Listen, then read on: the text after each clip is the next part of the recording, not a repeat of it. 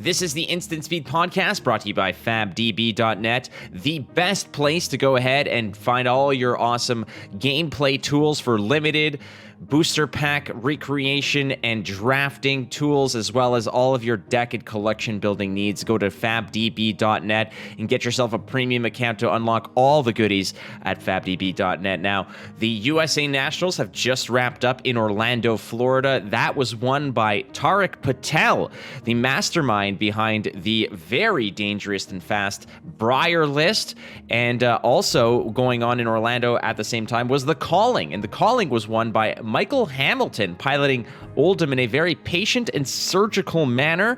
And that win very contrasting in styles to the Briar list that won the USA Nationals. Now, with the completion of the USA Nationals, Matt Cosmore, aka Cosmic, has published a wicked cool infographic that basically breaks down the metagame in terms of who made it to the top 8 and who won. You can check that out on Twitter at Cosmic Plays. So what's next on the schedule for competitive Flesh and Blood? Well, we have the Canadian National Championships that, well, yours truly will be competing in, and that's taking place on November 13th and 14th at the Toronto International Centre.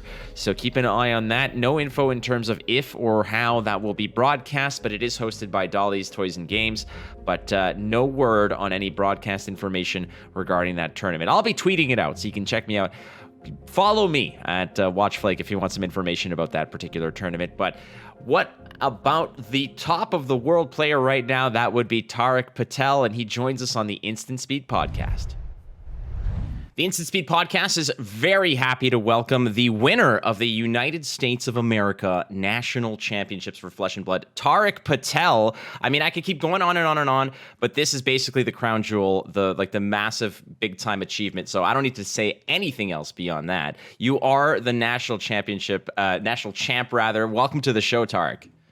Thanks for having me, Flake. Awesome, brother. So I guess the first thing that we're going to talk about, I mean, we're going to get into the weeds in terms of all the Briar-related nonsense and such. And I mean, like, I don't know if people want a target for changing the meta. You would be it. You're basically like patient zero when it comes to this Briar list and such. But before we get to that point, just talk a little bit about the origin story of Tariq Patel, how you got into Flesh and Blood, and everything leading up to this point where you hit national champion. You know, do you have any other previous card games that you were into for all those who might not know you prior to Flesh and Blood? Tell us a little bit about the Tariq Patel story. Yeah, sure. I'd love to. So, I mean, I've been a lifetime gamer. I've been playing, Halo since way back when. Played like Yu-Gi-Oh when I was a kid. Got into StarCraft pretty big too for a little bit. I got actually signed to Complexity Gaming as like an amateur on their team. Played with a bunch of pros, traveled to the MLGs and so forth. Kind of when that was kind of dying down, I got into Magic the Gathering in 2013, 14, around Theros era. So I came from that game, and I still play it to this day. It's still a great game, still enjoy it, but the competitive scene due to COVID kind of died down a bit. So I first heard about Flesh and Blood, I think, beginning of this summer in 2021. Whenever it was, they announced like they were doing pro tours and kind of taking over the model for the pro scene that Magic was. And I read a little bit about the company. I've heard about the game from local friends, store owners and so forth. And it sounded like a cool game. So my intention was actually to start it closer to the beginning of the summer. But with COVID hitting, work got a lot more busy. All my weekends were kind of tied up throughout the summer. I had a pretty bad Call of Duty addiction at that time too. Yes. So I didn't actually get into it or get around to kind of learning the game until, even late August, early September was when I first kind of like, all right, let's like look at the cards. Let's actually watch some YouTube videos about the rules of the game and actually kind of figure out what's going on. I'd say about the week before the Calling Vegas was when I first said, okay, I understand the basics of the game. Let me kind of Google, is there any stores nearby? I found there was like a local card shop and they did a Flesh and Blood event. It was like 5 minutes from my house. I'm like, this is perfect. So I showed up, I think it was like the Wednesday before the Calling. And I introduced myself to everybody. And I think some of the people I still hang out with now were there. I think like Rob Seigel might have even been there. And, it's always intimidating getting into a group and, you being the new person and be like, who's this guy? So I asked them about the game. They tell me this and that. And somebody actually lends me like a brute deck that I've never played before, but, I jammed some games against them. cool game. So I ended up watching Vegas over the weekend, getting used to kind of the mechanics, and I'm like, all right, this is great. I'm gonna buy chain. You know, I understand the living legend rule. It'll probably get banned in about like 6 to 8 months, but that's okay. I'll have 6 to 8 months of like a top tier deck, Right. and I'm good to go. So I drop, 200, $300. I buy like Husk, I buy the headpiece, I buy this, I buy that. Okay, great. Feeling good, feeling good. Cards come in like the weekend of pre-release, the Tales of Aria pre-release. I think we're like late September now. Go to the Tales of Aria pre-release. No idea what any of the new heroes did. I thought it was similar to Magic. You show up and you kind of learn as you go. So I open up all my booster packs. I sort everything out. Then I'm like, is there a hero in this game? And the guy next to me is like, yeah, there is. So I call a judge and I'm like, what do the heroes do? He's like, you're supposed to know that before you came here. I was like, what the heck? Anyways, it worked out. I had a blast at pre-release. I actually opened up a coal foil Dustblade, which I think were like $200 or $300 at the time. So I'm like feeling really good. I'm like, my chain deck's ready. Like I got the new equipment piece. Yeah. All I need is like the boots, and I'm good to go. Sunday night, that deck gets banned. Right? The card, right? Yeah. So Dustblade gets banned, and Seas got banned. And I'm sitting there like, oh my god. I almost quit the game that night. I was like so defeated, right? You just spent a couple $100 and you're like God damn, like within weeks of actually just getting introduced to it, all of your investment just got essentially just like tossed out the window. Not just that, but like all the work I learned, put into like learning a deck, even, because all the decks function very uniquely of each other. So I was like, I'm going to learn one deck and one deck only, and then try and branch out from there. So I spent all the time, all the energy, all my money into chain, and it just got banned. Luckily, I stuck with it though. I didn't have much of a collection at that point because I didn't think chain was playable after the Seas ban. And the local game store by me, the Collective, shout out to them, they do draft events and sealed events at the start of the format. So early into that period, I love studying, sets and format breakdowns and coming up with a plan before I go to an event. So I was going over the Tales of Aria stuff. I noticed that Lightning had a lot of zeros and ones. So, I knew how to draft. I feel like I'm a strong limited player coming from Magic, but still new to the game. So I'm like, okay, we're going to keep it simple. I'm going to take low, in this game, what was it called? Pitch cost cards, like zero, the cards that cost 0 and 1. I'm going to take those highly, and I'm going to take it over everything else, and we'll go from there. And it worked. And it worked really, really, really well. And I'm like, I remember leaving that I think this was release weekend or maybe the week after Tales of Aria released. I'm like, that felt really good. I wonder if anybody's kind of tried this and constructed. I did like a deck database search, and everything looked kind of stock. You pay for stuff, you play spells, this and that. So it kind of hit me that nobody really tried this like generic zero kind of game plan.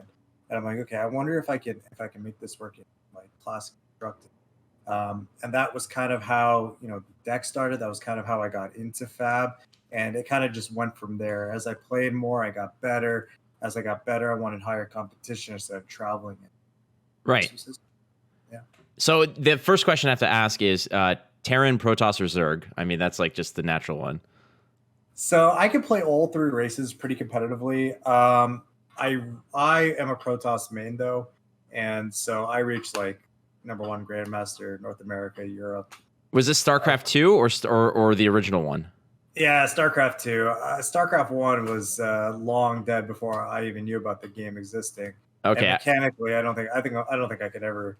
I was just that game is next level. I was gonna wonder if you're like one of those like filthy kind of carrier swarm types that just kind of cruise in and just ruin all your drones and like that's it. I know. Trust me. I was in the chat saying no rush 20. Like I was just terrified of that game. It was just so stressful at times. But in terms of stress, like you reached the top of the mountain essentially. You played on the biggest stage out there. But when you picked up the game, Tariq, was it were you picking up the game because you wanted another competitive outlet for yourself? You mentioned that you played Call of Duty, Halo, StarCraft 2, and you played it fairly competitively. When you picked up this game, was it something where you're saying I need another outlet for my competitive juices, or was it just something casually that you wanted to just kind of just dip your toe in? Yeah, so that's a great question, and it's probably a little bit of a personality flaw of mine. I've acknowledged this before with my girlfriend and people in my life, but anything I do, I like doing competitively or the best to my ability. I don't know why, but I find that there's a certain beauty in watching something be played or watching an art be done or whatever it is at the highest level, right? It's one of the reasons that like I'm a huge hockey fan, but I can't watch like OHL hockey. I can't watch like some of the amateur level football stuff. Like I know college football is huge here in Florida, and people get really into it. I'm a fan of the NFL. Like I wasn't before, but I got into it as I've lived in the U.S. longer and longer over the last 7-8 years. But even then, you go watch college games and you compare it to the NFL, and it's just night and day. And I find there's a real beauty in kind of how good some of the top athletes are, and I feel the same way about the games I play. Sure, like board game night with friends is nice every once in a while, but when I do something, I find that there's a certain, you know, a beauty or amazement that comes into doing something really, really well and pushing the craft to its absolute limits. So when I picked up Flesh and Blood, the intention was always to kind of learn it as best as I can, break it down as best as I can and as I know how, and try and accelerate, to being one of the best, some point in the future. So that competitive juice, like you said, the fire is there no matter what you do. And for some it could be detrimental, but for others, just channeling that kind of desire and passion, it's a way to, constantly fuel your desire to improve on something. And in this case, you pick up Flesh and Blood, you like it, and like you mentioned, this is kind of hilarious as an origin story when you kind of look back at it. Like the national champion went to a pre-release, had no idea what the decks or the heroes were, and from that just little bit of insight into what each element was about in terms of the statistics and the numbers on it, you just spawned this idea in your head that absolutely just busted up the meta. But before everybody who's listening to this, we will get to the deck. I know everybody wants to talk about this beast of a deck, but before winning the U.S. national championships, you had some second place finishes under your belt, right? Yeah, I finished second in Cincinnati 2 weeks prior. Yeah, so getting to that point, the previous tournament finishes with this kind of competitive fire, did that just, how long were you disappointed before you just thought that I need to work harder, I need to just get back at this, and I need to crush when it matters? Well, I always try and work hard. If I do something, I think it's worth doing 100%. So right when I went into the game, people locally can attest to this. I broke down every card in the format, by its group, what the converted mana cost was, like what my personal rating was, and I try and break it down, objectively. So all of the work and stuff was kind of just already there, and I just kind of try and do the same things over and over and over again. I actually just try not to worry about the results so much as just doing the right things over and over again. And I trust in the process. And it's cards, right? Like you play poker. I've played Magic for years. I've played other games for years. You can't force yourself to ever win. I wasn't going into U.S. Nationals, thinking I need first place or, I'm only happy with first place. I would have been happy with like a top 8 or anything else because at the end of the day, I know I worked hard. I knew I had a really good understanding about the limited and constructed format. Yeah, it sucked to come runners up to Michael in Cincinnati, but he was a deserving player. I made a key mistake. He capitalized on it. And you live and learn. I just hope that the next time I was in that situation in limited, I wouldn't make that mistake again. And I let the chips fall where they may. I try not to get too high when I do well, and I try not to get too low if I get unlucky and I kind of scrub out of the tournament. So for me, it was a long-winded way of just saying I wasn't too disappointed or my drive didn't increase too much. I just kind of continued doing what I'd been doing for the last month or so and just let the chips kind of line up or fall where they may. The deck that you use, this Briar list, and again, it's been nicknamed Cheerios and all this other kind of stuff that kind of, there's BDW, like Briar deck wins. There's all kinds of different nicknames for it, but ultimately, it's a Tariq Patel design, and it's gone through variations and such, and the list was featured and played in different tournaments, but ultimately you played it to the top of the mountain. But in that regard, was the design simply... if you were to boil it down, was it just basically along the lines of, I need to just get as many go agains for as cheaply as possible, and 4-0 seems to be that sort of sweet spot, perfectly tuned stat line for cards? Yeah, that's another great question. originally the question or the deck concept evolved from how the game functioned. Because unlike other games, and I'm sure you can attest to it, Flesh and Blood works in almost the complete opposite way of traditional TCGs. And the concept it really revolves around is tempo. Probably the least understood concept in all of card games and all of games in general. I think only chess has really come up with a even adequate way to put it. So the original idea was kind of spawned from, how do turn cycles work? How does this game work? And given the fact that you draw up to 4 cards at the end of your turn, there's an inherent value for playing all the cards you can possible in a turn, because there's that not rate limiting step, but there's that reset function at the end of every turn. So the original idea was, how can I make a deck as efficient as possible? Um, and that just happened to be, zero cost cards, because if you're using a single card as a resource, then that card cannot be used to be played in of itself, right? And one of the big things I learned early and people were always talking about was the power of an arsenal turn. You need to set an arsenal so the next turn is a lot more powerful. And then it kind of hit me. Well, if I'm not paying any mana for any cards, I functionally am playing with 4 cards, right? On an arsenal turn, you pitch a card, and then you have 4 other cards you can play with. So if everything in my deck is free, then I always have an arsenal. And my arsenal turn is like a super arsenal. So yeah, I'd say that is kind of where the musings of the ideas kind of started. And then as you put stuff into practice, right? As you put pen to paper, stuff just starts to fall into place. You see weaknesses here, you see strengths there, and it kind of comes together.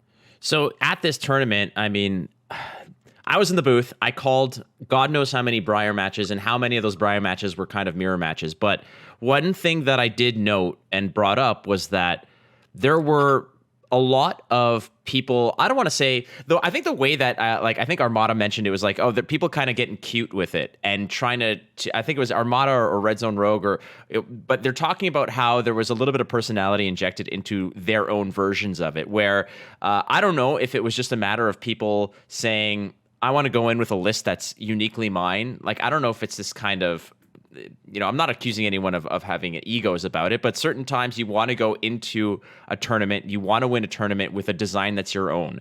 And whether that's with a framework, for instance, like your Briar list, but you adding a different spin to it, adding different non-attack actions, maybe changing up the equipment here or there, trying to anticipate a meta so you tech for 1 or 2 different things. But ultimately, there were a few variations on the list, but lo and behold, the designer of the list comes through. I just want to ask, in terms of where the deck began, several weeks ago to where it was now, how that refinement process played out. How did you find those extra little margins to improve upon? Because the solid basis of the list was so fire. It was so well tuned and dialed in. It seemed like there was almost, no margin to improve outside of maybe a couple sideboard slots. Right. Yeah. So I think the original list that got out was my week 1 or 2 list, the one with Coax and Commotions, Electrifies, No Sonatas. So the core concept was out there. And the reason for that was the 2 people I originally shared with, they'd given it to testing partners. And then when an idea like this is spawned, it's hard to contain it, right? Even if you give it to one person, they say they're not going to show anybody. They show one friend. It's out there. Right. And but at that time, I was kind of more focused on the limited testing, because it was like the week before Dallas. Then I had Cincy the week after that. So I kind of stepped away from classic constructed testing during that period.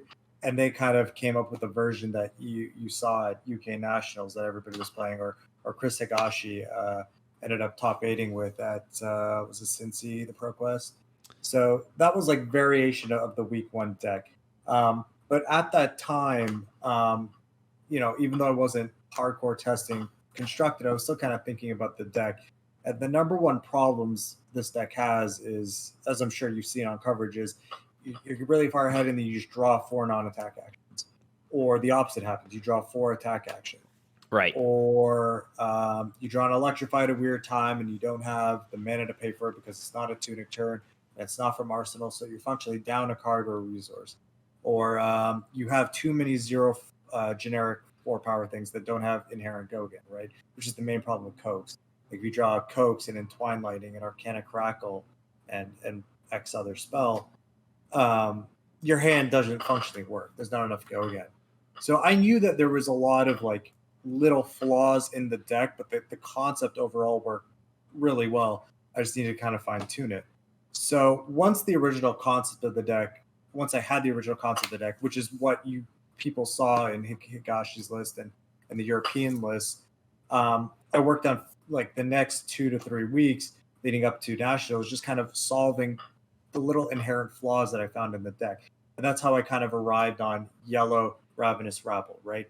It is the only card in the game that has like an unconditional go again. Like it has a slight downside, but in our deck where it's functionally mono red line, the downside was very much mitigated, right? And 0 mana for or 0 pitch, excuse me, for 4 power go again, or in the yellow's case, 3 power go again, which is way above rate than anything else could offer. You know, we tried stuff like Seek Horizons for a little bit because it does a pretty good Enlightened Strike impression at times, where you put a card on top of your deck and it gives it go again.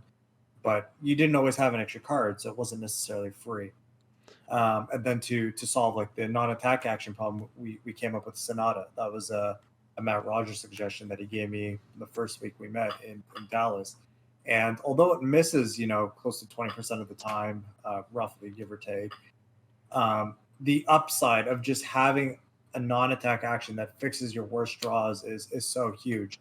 And it makes if you have a made hand that can already go super wide, it can make those turns even better. And the floor of it is, it's still like half a go again. So at the end of the day, it kind of raises your floor without really doing anything to the ceiling of the deck. If anything, it gets the ceiling a little bit.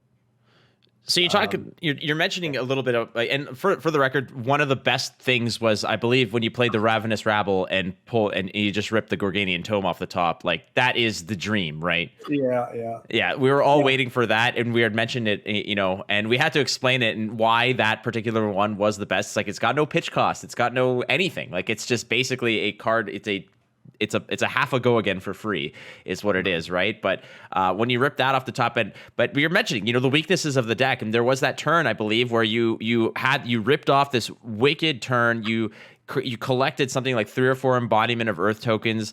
You know, you had all the momentum on your side, and then I think that you drew just 4 non-attacks. But so in that regard, when we're talking about weaknesses of the deck, because we've seen the strengths and such, and people were in the meta trying to maybe figure out a way. Can I fatigue it? Can I ice it out? Let's say, you know, there was Isaac Jessen's Ice Lexi was very successful within that field. But is the weakness of this deck not necessarily another hero? Is the weakness of this deck just losing tempo off of a bad draw? Yeah, that's a great question. I do think a lot of the deck's weakness does come inherently, just by the fact that you're close to 50-50 attack actions, non-attack actions. There is a chance that you can draw a combination of all attacks or all non-attacks. But I will say it is very unlikely because it's a hypergeometric probability of drawing a non-attack action and another non-attack action. So the probability is actually really low. It's like, I think less than, somebody's going to run the numbers and then it changed a couple times, but I think it's like on the realm of like less than 5% to that to happen. But it does happen, right? Five out of 100 times. You know, it's gonna happen. It's gonna happen one out of 3 games. You're gonna get screwed with it, more or less. So, yeah. So it happens, and it happens a fair amount. But at the end of the day, there's also little things you can do to mitigate that. I think in the game you're referencing, or it might have been my top 8 match, I had actually like a really interesting decision where it came to I had 2 embodiments of token, I had a tunic, and I had an attack action in my hand. And normally in that situation, my opponent went no block, which means he wants to come back at me.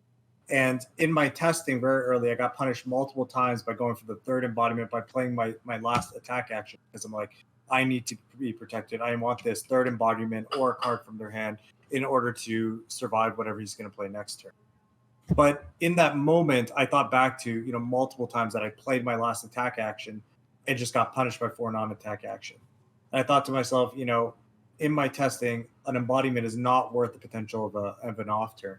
I ended up arsenaling that attack action. I think I just used the tuna counter to come in for 4-4, and it actually saved me. So I gave up an embodiment token, so a slightly worse defensive turn, in order to guarantee a functional next turn. And it actually paid off because I drew, I think, 4 non-attack actions, but I had an arsenal attack action. I can't remember if it was a snatch or a lightning surge or something, but it ended up. I think I would have lost my top. It was a top 8 match or top 4 match. Had I not done that, I have to go back and watch it. But so a lot of the deck's inherent flaws you can actually try and mitigate to the best of your ability yourself. Just not pushing maximum damage that turn, ensuring that you have an attack for next turn, and that will mitigate the non-attack problems too.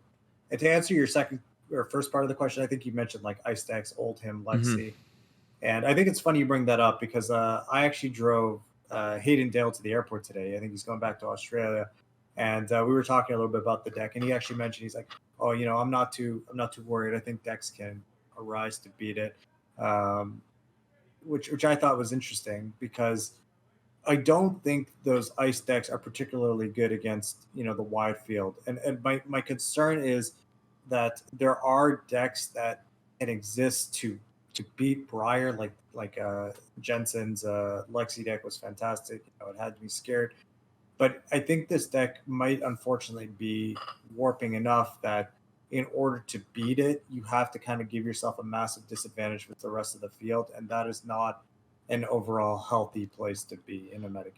You Yeah, don't want things like that to exist. that was a discussion I was having with some people, and mentioned that I was like, I think Ice Lexi can really, pump the brakes on this Briar list. But if you're going into a tournament with that Lexi list and you're up against a field that you're basically at a disadvantage to, like 70% of the field, then is that really the best option? So, in terms of the kryptonite for Briar, you're kind of dodging some of those bullets because those Lexi players may not actually bubble up to the top end of the brackets, or the Swiss field when they're losing the first game or losing the second game to bad matchups. Meanwhile, all the Briars have already kind of just bubbled up to the top and can dodge it. But Isaac Jessen, honestly, was just one really unfortunate 3 of a kind away from matching up with you in the semifinals, and that was a matchup that I was really, really hoping to see. Again, he played that deck masterfully. Now, in terms of shaping the meta and what would really kind of curb this Briar list, do you think that Lexi is the solution to this, despite the fact that it might be at a disadvantage to the rest of the field? It could be.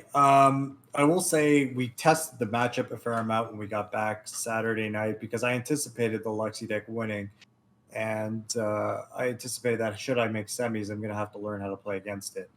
What I thought was like a 90-10 matchup for Lexi. Like I didn't think I could win it at all. I think it was like a 10% when you sat down at dinner Saturday night and you asked me what are your odds of beating Lexi, I'd say like percent. But after actually playing the matchup, I think we played like 10 games total. Luckily, I have some great friends back home who got online and played against me, and then I had Joel and Matt testing in my living room the matchup as well for me. And then like, cumulatively, we went something like 8 wins and 4 losses. We actually came out like 75% or whatever on the day. Um, so for whatever reason, even though I thought Ice Lexi should be the hard counter, the deck still had inherent inconsistencies in it, right? That that turn that you guys saw on camera with the 3 of a kind not drawing an arrow, that was not a one-time occurrence in our testing matches. Like that happened quite a bit where Lexi would have the tempo play and then they would stumble. And all of a sudden, the minute they stumble, the Briar deck just comes back at them for 20, and everything they built up kind of disappeared. And this was like a recurring play pattern that we kind of identified where we just kind of have to hope that the Lexi deck kind of didn't high roll us, which is unfortunate because in some ways, even though I wanted to be the winner and I wanted to be favored against Lexi, I wanted this deck to have a natural predator in the format that would also be viable against other decks. So with that being said, I do think maybe there's another version of Ice Lexi out there that could be a little bit more consistent and beat Briar consistently. Um, but once the Briar decks kind of figure out, we can just up our blue count a little bit. Time snaps kind of play around Blizzard almost perfectly. Um, you know, Going tall instead of going wide is a huge thing because if you just go pump spell, attack for 10, what does a blizzard do? So there's a little things like that I think are the next level that Briar can do. Like we're here, right? Briar's enemy number one. The Lexi decks come, but when I was testing for what can I do against the Lexi, and I think the next meta game you will see Lexi's kind of come out ahead a little bit. But I think once people figure out that there's a lot of things that we can do against Lexi itself, and Lexi still does have like inherent problems that Ranger always has had, I think we're going to see then that Briar just becomes too much of a boogeyman. So would you say the metagame from this point onward, at least until it further shifts, but is it right now? Is it just being Briar or beating Briar? Is that kind of the way it is, as it is right now? Briar being as strong as it is, it's either you are the enemy or you're with me or you're against me kind of thing. There's no in between. Yeah, I'm kind of biased, obviously, because I won the thing and I want Yeah. like Briar's the best deck, but. Trying to stay as objective as possible. I think you should be either playing Briar or a deck specifically to beat Briar. But what that other deck is I don't know. Maybe Oldhim, but even then we have pretty good game plans versus Oldhim. So I don't know. All right, so you've won U.S. Nationals, essentially at the top of the heap right now. It's the biggest tournament that that Flesh and Blood has put out there. What are your competitive aspirations from this point onward? It's hard, like you mentioned. You're just naturally a very competitive person. Everything you pick up, you want to play to and improve upon. You just want to be a better player at it, and you want to win. But is this kind of a situation now where you're looking for your next win, or can you kind of relax and just maybe just chill out until the next set comes out? Well, right now, I don't think there's any tournaments on the docket, so I am relaxed. I actually was talking about this on Monday before Matt left. I'm like, this is so weird. I've been go for about a month, focusing on limited, focusing on classic constructed, that we kind of woke up Monday morning. I'm like, I have nothing to do, nothing to think about, nothing to prepare for. But I'm sure once LSS kind of puts out tournaments on the list, I'll start preparing for that. In terms of goals, like what I want to accomplish, I don't really have expectations. I'm not saying I need to top 3 call-links next year or I'll consider it a failure. I'm having fun with the game, and largely that was probably the biggest driving factor for me to do well is when I have fun at something, it doesn't feel like work, and I can put the time in almost effortlessly because my brain thinks of it as play rather than work. So long as the game keeps being fun to me, being fresh, I'm always going to want to work at it to optimize it. But as the competition gets better and better, as theory gets better and better, I'm not going to be disappointed if I can't top 8 next year. It happens. It's still cards. There's still an inherent variance in the game. I'm not going to go ahead and set a goal of X number of Pro Tour top 8s or GP top 8s, but I'm just kind of do the work, and whatever happens. Yeah, that fire is probably going to ignite at some point. And for now, I'm just glad that you could relax and you can enjoy your win, and it's well deserved. Like you said, you shaped the meta, you broke it, then shaped it, and that's basically how it has to happen. So, Tariq, we do have one more segment around the corner. It's called Go Again. I'm hoping you'll stick by for that. Yeah, for sure. Awesome stuff. So after this short break and a few words from our sponsors at fabdb.net, we will be back with Go Again with Tariq Patel, the U.S. national champion. All right, so I know what you're thinking. You just watched the U.S. Nationals, you've watched the callings, you've seen all of this high-level flesh and blood play, and you're thinking, how can I get practice in Limited? It's so important. Tales of Aria Draft, Tales of Aria Limited is where you need to be if you want to reach the next levels. Classic Constructed is great, but you gotta practice with the Limited, friends. So where are you gonna do that reliably? Where can you get that kind of practice? fabdb.net has the tools that you need in order to get that practice in. Booster draft generator, some sealed practice. Well, you could pick and choose which set that you're going to play. Now, I'm going to recommend Tales of Aria. Obviously, it's the latest set, and it really can go ahead and test your skills. Maybe you want to go ahead and just theory craft some CC. How do you beat that Briar list? How do you get that done? Well, you can go ahead and piece together a cool list here on fabdb.net. And again, like I said, upgrade that account. Get access to all those cool tools to really bring your Flesh and Blood game to the next level. That is fabdb.net. It is your #1 resource for Flesh and Blood deck building tools. All right, we're about to go wide on the U.S. champ, Tariq Patel, with a little segment I like to call it Go Again. We're going to hit him with some rapid-fire questions. Now, Tariq, you can go as deep into the weeds with these questions as you want, but there's 8 of them coming your way, so are you ready for Go Again? Yeah, let's go. All right, with my first action, I'm going to ask you, Tariq.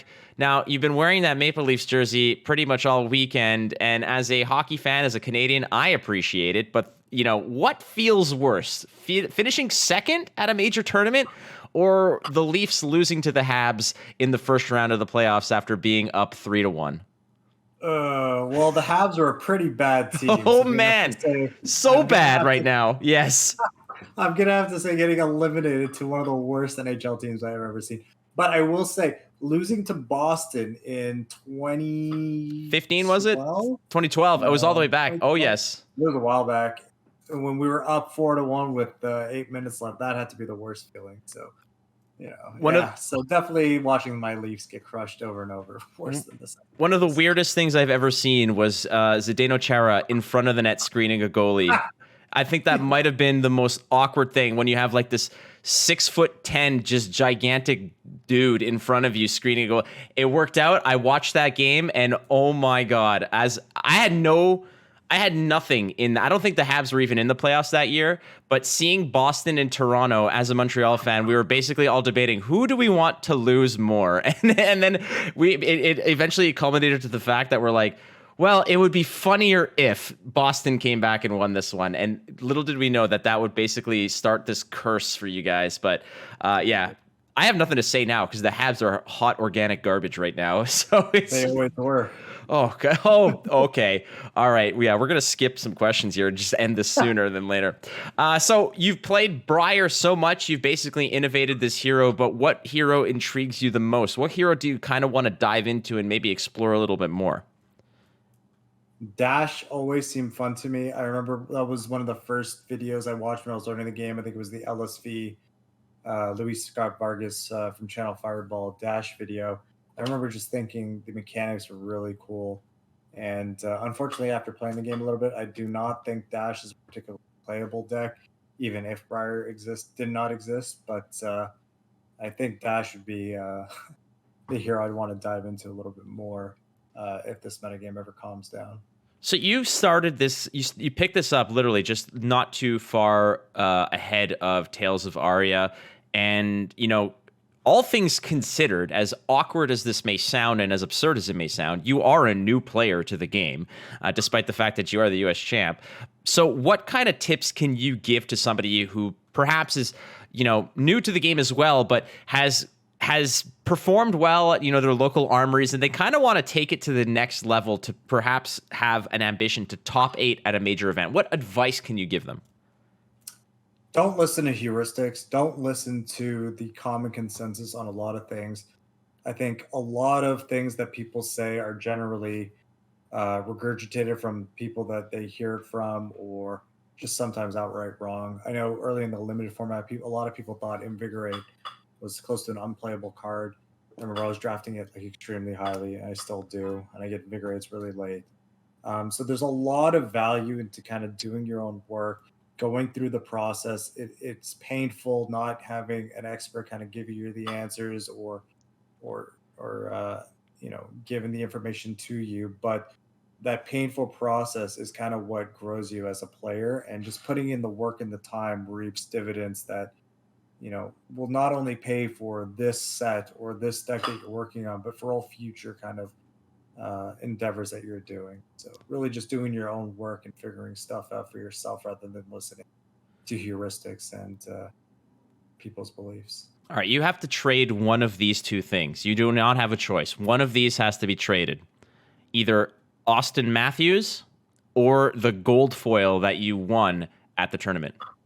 That's kind of an easy question considering I already sold the gold foil. Right now. I did not want to mention it because I know that you told me this privately and I didn't want to dig into it. I don't know if that was like going to be common knowledge, but there you have it. Okay, so this one's a little bit easier, but just let us know. Yeah, Austin Matthews is also a world-class player. I think in my entire life, Wendell Clark or maybe Doug Gilmore when I was a child, kind of were the only players that kind of came close to who Austin Matthews is to the Toronto Maple Leafs nowadays. I don't think we've had a player of that caliber for almost 30 years now. So I'm quite excited, and I really hope they have the beginnings of a Stanley Cup team, and I really hope that they can build a core around Austin Matthews and he can take us there. So I will say this. I mean, ever since since Matt Sundin, you haven't had that kind of impact player. I was in a hockey pool for years and years and years. I drafted Austin Matthews before he played in a single NHL game, and I laughed at everyone when he scored 4 goals in his first game.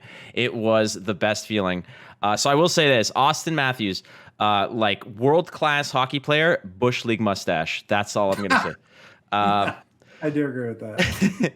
So what was the toughest game that you played all weekend? We saw you play a bunch of them, and some of them really came down to the wire there, even against Michael Fang at the end. But what was there one game that you thought was just tougher than all the others? Even score differential aside, on camera or not, was there one game that you played that was just head and shoulders the hardest game that you played all weekend?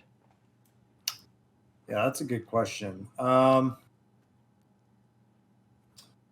I will say that the life totals were a little bit deceptive in a lot of my matches. A lot of the time, I think you guys talked about this rightly on coverage a bunch, is a lot of time playing around Arcanic, the skull cap. Skull cap, yeah. So a lot of the times I was kind of purposely putting myself to 1 just to make sure I could play around the defense react that pinged you for 1, sigil suffering. So there's a lot of times there I was purposely going to 1, so it probably looked a little bit closer than it was in actuality, and I could have full blocked some damage, but just having a deterministic kill was too good to give up. With that being said, I think my finals match against Michael was definitely the hardest. I think Michael is a phenomenal player. I don't know if you guys caught it on coverage, but there was one turn in particular that blew my mind, even as my opponent, the sequencing that he did. He had a turn where he attack action, played a Rosetta Thorn to proc the Arcane so that we were even life after I took the 4 damage, and then came in with the Unhallowed Rites to make sure my Skull Cap didn't turn on. And I think a more normal play would have been to be like the normal attack action sequence, and we would have been at the same life total, and then the Rosetta Thorn would have come in for 4 at the end with the 2 and 2, and the 2 would have procced me to a lower life total and let me have a cleaner block with my Skull Cap. But just the little things like that he did throughout our game, really even as his opponent, I just sat there for a second. I think you can even see it on camera. I was just kind of like kudos. I was really, really tight sequencing. And that's the kind of stuff, just going back to what I was saying before, is watching this game be played on that level that Michael kind of demonstrated with his chain deck. I find that really beautiful and fun to watch. Even as his opponent, even as I know, this is not good for me. He's getting in a 4 damage that I can't, functionally block because I take 4 and then I immediately come back and my Skull Cap's off again. So just those little things that kind of really demonstrate his mastery and understanding of the game, way more so than I think any of my other opponents over the 3 days kind of demonstrated. And I have to tip my hat to him. I have a lot of respect for him as a player, a person, and the kind of knowledge that he kind of demonstrates towards the game. So toughest match or game, I should say, I played all weekend definitely had to be my finals match versus Michael. A lot of players just kind of assume that the Rosetta Thorn is usually the bookend to their attack sequence, where that just kind of ends the turn. You just swing in with that after everything's said and done, and it's a cheeky 2 and 2, and you can kind of get away with it most of the time. But yeah, you're right. There were a lot of sequencing, just ordering, where if that was just kind of mixed up, a lot of that damage wouldn't have gone through. And I will say this, one thing that I did appreciate, I think during one of the broadcasts while you were on camera, you kind of looked at the camera and waved. And I thought that was awesome. I've always thought that players need to be a little bit more, I don't want to say emotive on purpose, but just be a little bit more freewheeling and just kind of make a little bit more of a show of it, having a little bit of personality. The game needs faces and heels. It needs heroes and villains, and that's pretty awesome to see that you're kind of digging into that. But high praise, and this kind of bleeds into the next question. The next question was what's the next player that people should fear? And I mean, you're talking so highly of Michael Fang, but he has won tournaments. But is he just Is he a player that we should continue to fear as like the next major threat, even though he's already won? Is he at his zenith yet, or is there just so much more for him? I think there's so much more for him. Like you always hear about the personalities and the top players that kind of are in a game, but I kind of really reserve reservation and judgment until I really watch play against them and so forth. And I think Michael, I was kind of birding him all weekend because I really enjoy watching top level play, and you'll often see that me at a tournament. I'll just kind of hang around the top tables and I'll watch games or matches, and every time I watched him play, I am like blown away. I'm like, wow, that was really good. Like I could not have sequenced that any better. Or he plays around something that I wasn't even thinking about, and I learned something. And there's very few other players that I kind of stand behind, and I get to really experience that kind of awe sensation. So the most feared player in North America, definitely Michael. There's tons of other good players. I know when I played against Brendan Patrick, he really impressed me through too for similar reasons. He's just a very clean type player. Um, you know, him in North America. So him and Brendan, I'd say, were like the two people that really kind of impressed me the most in terms of who I played against and who I enjoy watching on a game by game basis. Matt Rogers too, obviously, like he's world number one though, so that goes without saying. I had the pleasure of hosting him over the last week leading up to it, and just every game we played, I kind of learned something new. A little tidbit here, a little tidbit there. So to answer your question, the next player people should fear, obviously Brendan Patrick's a known entity, and everybody knows he's good, except on camera. But I think the next person people should fear is Michael. I think he's hugely underrated. He does not give himself enough credit for how good he actually plays, and his level of drafting and understanding of the game is just phenomenal. And I'm actually really excited if I can take this a step further.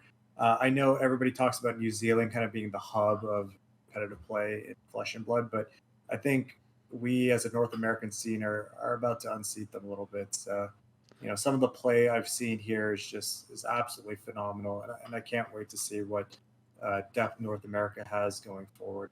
Players that kind of evolve from an ever-growing competitive scene, because competition breeds improvement. So I think this is just the tip of the iceberg. I mean, there's definitely the ways that you can throw shade, and the way that you did it so elegantly, it's not the kind of beef that we would have liked to see. I want you to say something like, "Yeah, New Zealand sucks." Like they're well, just. I was daggering Matt Rogers all weekend, being like, "Oh, we're gonna knock." So I'll reserve the real bad daggers for like our private conversations and my good friends. Like, I'm not gonna go out there calling them out. I know they're really good players, and there's no point. It's fine. You could message me privately, and I'll do it on the next podcast. I'll be like, "Random source says this sucks," so I'm totally okay with that. All right. Well, so this has been an awesome interview, and I know that you're on top of the world in terms of pro and competitive play. In the booth, here's a little backstage sort of pass for anyone of those that are interested. When you're in the booth, you're basically designated as either the host play-by-play role or kind of like the expert analysis role. You play, bounce off each other. That's why it's rare to see for during the weekend. It was like rare for Tannen and I to be in the booth because we both play kind of a similar role. But like when Red Zone's in there or Armada's in there, they're part of the expert analysis, that kind of pairing. Not saying that Tannen's not an expert. He's an expert. But what I'm saying is that, would you ever consider that maybe this is something that you want to do? I mean, you did so well in this podcast, in this interview, just so naturally. Your insights were great. You're very well articulated. Is color commentary something that maybe you'd pick up just for kicks? I'm going to be honest. I never actually thought I had the personality for anything like this. You and Tannen, I think specifically, all of you guys, Armada, Red Zone Rogue, I think you all have a gift, right? It's not easy and it's not natural for a human, especially, I'm more introverted myself, to pick up and have a conversation and continue talking and kind of make it flow so effortlessly. Like when I watch Tannen cast, it is just amazing. Like I see how he just so effortlessly transitions from topic to topic. And I know myself, I'm very cerebral. I like to go really deep into things, and I can kind of get lost in thought. And that does not always translate well into commentary, into prediction value. But I'll never say never. Maybe I'll try it in the future, but I definitely maybe I'm selling myself short, but I definitely think I'm more of the cerebral type, and I definitely don't have the gift that people like you and Tannen have in terms of making something so appealing.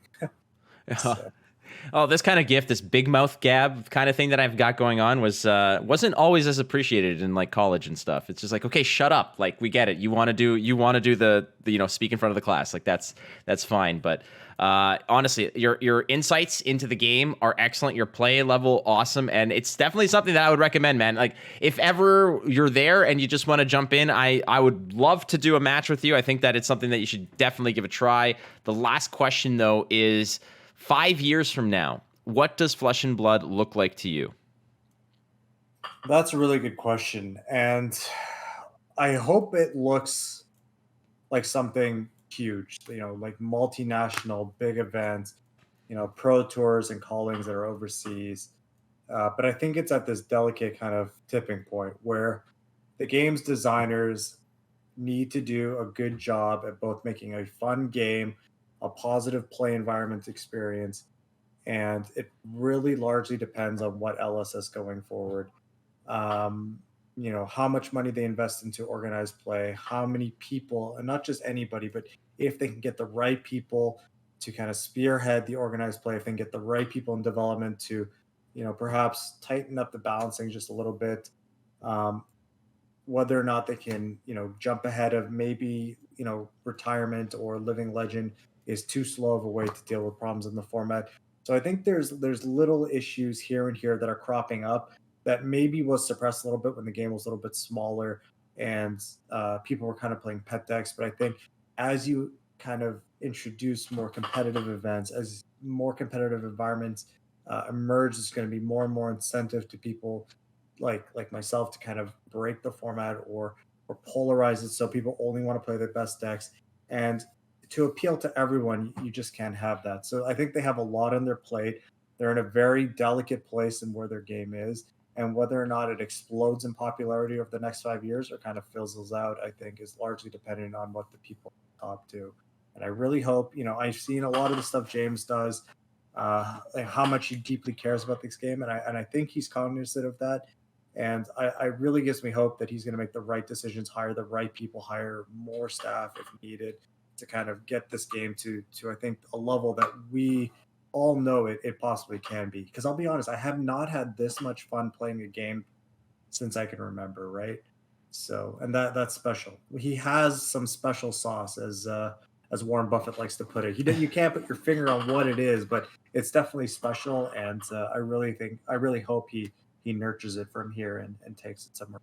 Yeah, it's the recipe is right, and it seems like everybody's just loving the taste of this game right now. And one person who has definitely sort of added a little spice to it is yourself. Again, thank you so much, Tariq Patel, the USA national champion. It was an honor to have you on the show. I know that I met you over the weekend. We had breakfast together, and it was honestly a great experience. The only thing, again, that I have to fault you for is that you've chosen the wrong hockey team. But we can discuss that over time, my man. I will educate you. But yeah, as it stands right now, I will end it with this. There was one. I did not get to cast. I don't think I got to cast any of your games in the top 8 today, and I had in my pocket the perfect little analogy that I want to throw out. I'll say it to you because I didn't get an opportunity to do it over the weekend. It was basically as the kind of the head-to-head showed up. I think I was slated. I was scheduled sort of to do your match, but Tannen really wanted to do it. I said, yeah, absolutely, go for it. So I wanted to introduce it as I said, I'm like, here's Tariq Patel. I'm like, noticeable by his Toronto Maple Leafs jersey on. I said, here's somebody who has such excellent success in the Swiss rounds, which is kind of like the regular season. Let's see if he can get out of the first round. And I kind of was like, I was like, I had it locked and loaded. It was a little bit more polished than that because I just let it fly out of my mind after I didn't get to do it. But that was kind of how I wanted to get in on there and just kind of throw a jab at you. But again, you've been an awesome sport, my man. One of the nicest people, one of the best minds in the game, and the U.S. champion. So Tariq, thank you so much for being on the show. Yeah, thank you for having me. It was a lot of fun. Last but not least, I know that you're not always the most active. You're not like a streamer or anything like that. But if somebody wants to get in touch with you or catch a little bit about your musings and your insights and such, how would they get to follow you? Yeah, you can follow me on Twitter. It's just my name 10, so Tariq Patel 10 on Twitter. I usually try and be active on there. I'll post my random musings on Flesh and Blood. If I draft a deck, I usually throw it up there. Yeah, I think that's the best way to follow me for now. If other opportunities come up in the future, I'm sure I'll post it on there, and you can find me in other spots. So Beautiful. Well, thank you so much, Tariq Patel, and thank you everyone for listening to the Instant Speed podcast brought to you by fabdb.net. Well, I already scrubbed that one out. But yeah, go check out fabdb.net. Great resource for you guys to build your decks and check out all kinds of cool tools like drafting and limited, etc. Friends, thank you so much for listening. Don't forget you're not losing if you're learning, so keep shuffling the cards. You might actually win.